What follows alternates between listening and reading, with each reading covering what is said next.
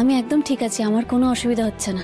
আর এই নিয়মটিও মানতে হবে না, আমি বারণ করছি তো।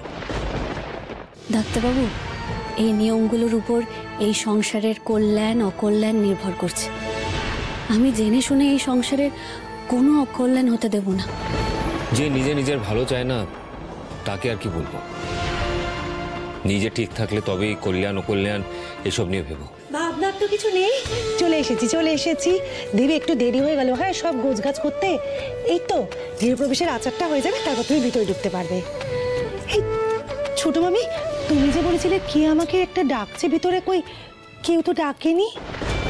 ডেকেছিল তো, কে যেন ডেকেছিল। আচ্ছা সেসব কথা পরে হবে, এখন যাও না, স্ত্রী আচারের সব জিনিসগুলো নিয়ে এসো, যাও। এই ফুলি, যা ঘরটা নিয়ে শিগগিরি নিয়ে রাখ শিগগিরি নিয়ে আয়।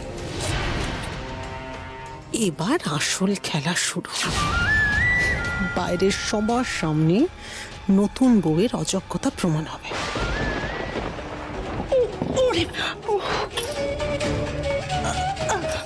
তোলা যাচ্ছে না, কেউ একটু আসো না। বাবা রে বাবা, হ্যাঁ, একটা ঘোড়া তুলতে পারে না দেখি। তোলা যাচ্ছে।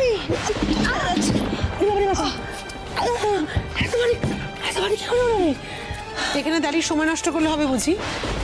যাও গিয়ে, যাও। আমি ধরছি।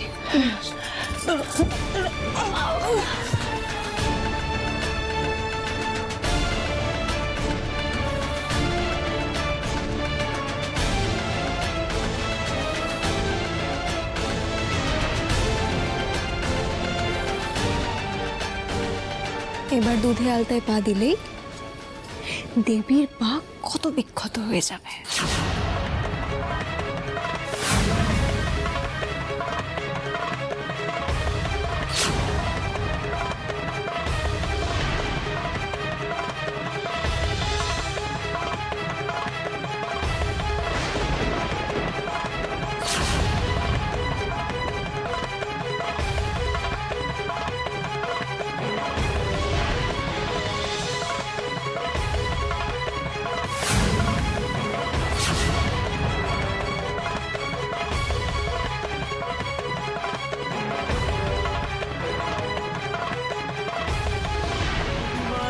জগতে জানতে পারবে না, ঈশ্বরের ইচ্ছে তুমি বুঝতে পারবে না। শেষ হবে কি অবিচার,